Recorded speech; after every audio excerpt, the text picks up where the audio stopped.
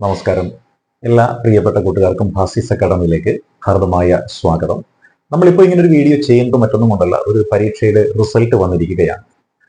Result എന്ന് പറയുമ്പോൾ 10th പ്രിലിമിനറിയുടെ റിസൾട്ടാണ് വന്നിരിക്കുന്നത്. ഇനി മെയിൻസ് പരീക്ഷയാണ് അവശേഷിക്കുന്നത്. ഏകദേശം 40 ദിവസങ്ങൾ മാത്രമാണ് പരീക്ഷ എഴുതുന്ന ഉദ്യോഗാർത്ഥികളുടെ മുന്നിലുള്ളത്. 41 ദിവസങ്ങൾ. കാരണം മെയ് മാസം 21 തീയതിയോടുകൂടി പരീക്ഷകൾ ആരംഭിക്കുകയാണ്. അങ്ങനെയാണെന്നുണ്ടെങ്കിൽ നിങ്ങൾക്ക് മുന്നിൽ അവശേഷിക്കുന്ന എത്രയാണ്? ഒരു 41 ദിവസങ്ങളാണ് അവശേഷിക്കുന്നത്. ഇനി ഏപ്രിൽ മാസം അവശേഷിക്കുന്നത് ഇന്ന് 9 ദിവസം പോയി അല്ലെ? അങ്ങനെ പോയി കഴിഞ്ഞാൽ അവശേഷിക്കുന്ന നാളത്തെ ദിവസം കൂടി കൂട്ടിയാൽ 21 ദിവസങ്ങൾ അവശേഷിക്കുന്നു. ഇനി മെയ് മാസം 21 പരീക്ഷ എന്ന് പറയുന്നത് 20 തീയതി വരെയുള്ള ദിവസങ്ങൾ അവശേഷിക്കുന്നു. അങ്ങനെ നോക്കിയാൽ ഒരു 41 ദിവസം, കൃത്യമായി പറഞ്ഞാൽ ഒരു മണ്ഡലകാലമാണ് അവശേഷിക്കുന്നത്. ഈ 41 ദിവസത്തിനിടയിൽ നിങ്ങളെ കാത്തിരിക്കുന്നത് എന്താണ്? വിഷു, പെസഹ വ്യാഴം, ദുഃഖവെള്ളി, ഈസ്റ്റർ, മെയ് ദിനം, അങ്ങനെ പ്രധാനപ്പെട്ട അവധി ദിവസങ്ങളുമുണ്ട്. അപ്പോൾ ഈ അവധി ദിവസങ്ങൾ മാത്രം പോരാ, അതിനു പുറമെ കുട്ടികളുടെ അവധി കൂടി വരുന്നുണ്ട്. അപ്പൊ നോക്കിയാൽ എന്താണ്, ബഹുഭൂരിപക്ഷം ആളുകൾക്കും പരീക്ഷ പഠിച്ചെഴുതുവാനായിട്ട് സാധിക്കാത്തൊരവസ്ഥാ വിശേഷത്തിലാണ് നിൽക്കുന്നത്. അതിനു പുറമെ തന്നെ സെക്രട്ടേറിയറ്റിന്റെ പ്രിലിമിനറി പരീക്ഷയും വരുന്നുണ്ട്. അപ്പൊ എന്തായാലും ഈ പരീക്ഷയുടെ മേവാങ്കത്തിനിടയ്ക്ക് ഒരു 90% ആളുകൾക്കും കൃത്യമായി തയ്യാറെടുപ്പ് നടത്തി പരീക്ഷ എഴുതുവാനായിട്ടുള്ള അവസ്ഥ നിലവിലില്ല. അതുകൊണ്ട് കൃത്യമായി തയ്യാറെടുപ്പ് നടത്തി പരീക്ഷ എഴുതുന്ന ആളുകളെ സംബന്ധിച്ചിടത്തോളം ഈ പരീക്ഷ കൂട്ടത്തിൽ പോരും, ഉറപ്പായിട്ടും പോരും. അതിന് ചെയ്യേണ്ടുന്നത് ഈ 40 ദിവസം ഒന്ന് മെനക്കെടാൻ തയ്യാറായാൽ മാത്രം മതി. എല്ലാവരും ചോദിക്കും, 40 ദിവസമല്ലേ ഉള്ളൂ, വരില്ല, റാങ്ക് ലിസ്റ്റിൽ ഉണ്ടാകില്ല എന്നൊക്കെ കരുതി പഠനമൊക്കെ പലരും എന്താക്കിയിരിക്കുകയാണ്, ഒരു സൈഡിലാക്കി വെച്ചിരിക്കുകയായിരുന്നു. പക്ഷെ ഇപ്പോൾ എന്താണ്, മെസ്സേജ് വന്നു കഴിഞ്ഞു. അപ്പോൾ ഇനി പഠിച്ചാൽ കിട്ടുമോ എന്നൊക്കെയുള്ള ചിന്തകളായിരിക്കും ഉള്ളത്. പക്ഷെ പഠിച്ചു കഴിഞ്ഞാൽ മാത്രം കിട്ടില്ല. പരീക്ഷാ ഹാളിൽ പിഴവ് വരുത്താത്തവർക്ക് മാത്രമാണ് കിട്ടുന്നത്.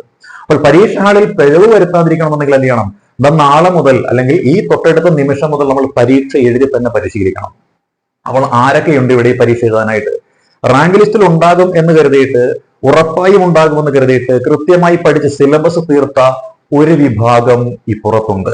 അതേപോലെ തന്നെ ഞാൻ റാങ്ക് ലിസ്റ്റിൽ ഉണ്ടാകുമോ ഇല്ലയോ എന്ന ആശങ്ക കാരണം പഠനം പാതി വഴിക്കാക്കി സൈഡാക്കി വെച്ചിരുന്ന മറ്റൊരു വിഭാഗം ഇപ്പുറത്തുമുണ്ട്. അങ്ങനെ നോക്കിയാൽ 2 കാറ്റഗറിയിൽപ്പെട്ട ആളുകളാണ് ഇന്നത്തെ ഈ പരീക്ഷ എഴുതുവാനായിട്ടുള്ളത്. ഇന്നത്തെ അല്ല, ഈ നമ്മുടെ 10th പ്രിലിംസ് എന്ന് പറയുന്ന ആ സെക്രട്ടേറിയറ്റ് OA എന്ന് പറയുന്ന പ്രധാനപ്പെട്ട ഒരു പരീക്ഷ എഴുതുവാനുള്ളത്. അപ്പോൾ ഈ പരീക്ഷയുടെ പ്രത്യേകത ഇനി ഒരു OA പരീക്ഷ ഉണ്ടാകുമോ ഇല്ലയോ എന്നുള്ള ആശങ്കയൊക്കെ നിലനിൽക്കുകയാണ് ഈ ഒരു പരീക്ഷ വരുന്നത്. അതുകൊണ്ട് തന്നെ പരമാവധി ശ്രമിച്ചു കഴിഞ്ഞാൽ ഈ ലിസ്റ്റിൽ ഉൾപ്പെടാനായിട്ട് സാധിക്കും. ജോലി കിട്ടി പോകുവാനും സാധ്യതയുണ്ട്. കാരണം കഴിഞ്ഞ ലിസ്റ്റൊക്കെ പൂർണ്ണമായിട്ടും എടുത്തു എന്ന രീതിയിലാണ് നമുക്ക് അറിയുവാനായിട്ട് സാധിച്ചിരിക്കുന്നത്. അപ്പോൾ എന്താണ് ഇനി ചെയ്യേണ്ടത്? 40 ദിവസമുണ്ട്. 40 ദിവസം ചെയ്യേണ്ടുന്ന ഒരു പോളിസി ഉണ്ട്. നമ്മുടെ ഗാന്ധിജി മുന്നോട്ട് വെച്ചൊരു വാക്യം ഉണ്ടല്ലോ, എന്താണ്?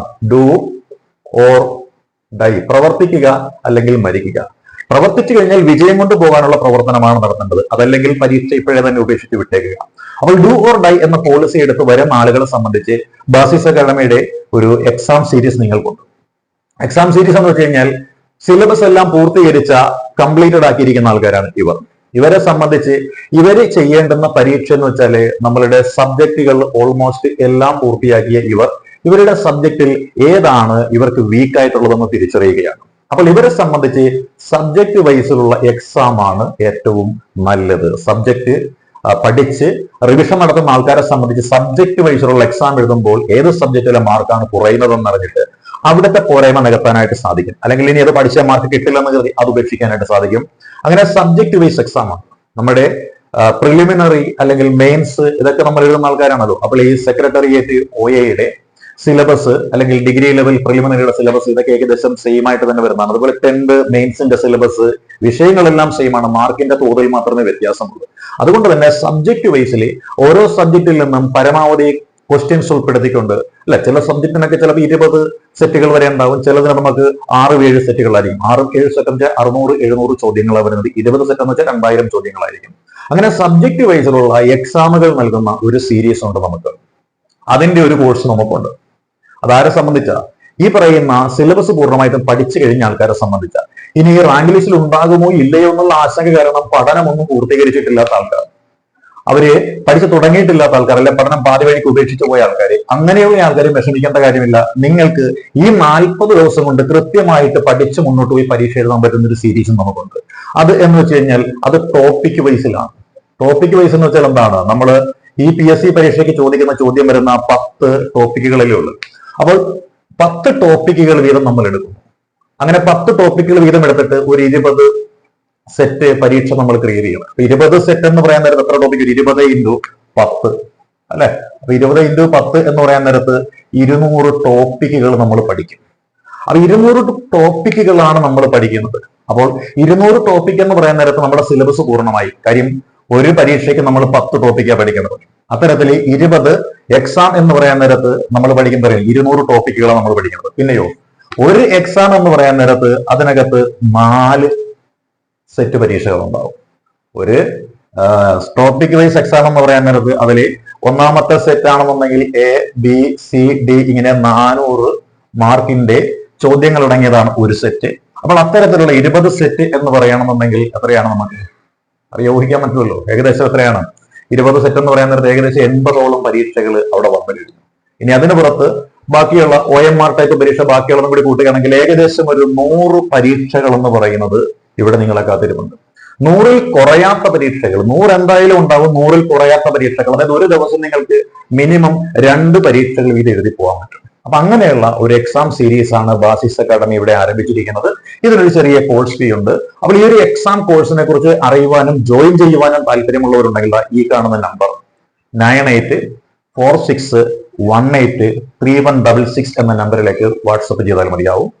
9846183166 എന്ന നമ്പറിലേക്ക് ഇതിൽ ഏത് എക്സാം ആണോ എടുത്ത് പഠിക്കാൻ ആഗ്രഹിക്കുന്നത് അത് കാണിച്ചുകൊണ്ട് ഇടാം. സബ്ജക്ട് വൈസും ഉണ്ട്, ടോപ്പിക് വൈസും ഉണ്ട്. സബ്ജക്ട് വൈസ് ആരെ ഉദ്ദേശിച്ചാണ്? അത് സിലബസ് പൂർത്തീകരിച്ചു കഴിഞ്ഞ ആൾക്കാർക്കാണ് സബ്ജക്ട് വൈസിലുള്ള എക്സാം. ഇനി സബ്ജക്ട് പൂർത്തീകരിച്ചിട്ടില്ലാത്ത ആൾക്കാരുണ്ടാവും, സിലബസ് പൂർത്തീകരിച്ചിട്ടില്ലാത്ത ആൾക്കാരുണ്ടാവും. കാര്യം അവർക്ക് സിലബസ് പൂർത്തീകരിക്കാൻ വേണ്ടിയിട്ട് 10 ടോപ്പിക്കുകൾ തന്നിട്ട് ആ 10 ടോപ്പിക്കിൽ നിന്ന് 4 വീതമുള്ള മോഡൽ പരീക്ഷകൾ നടത്തുന്ന ടോപ്പിക് വൈസ് എക്സാം ഉണ്ട്.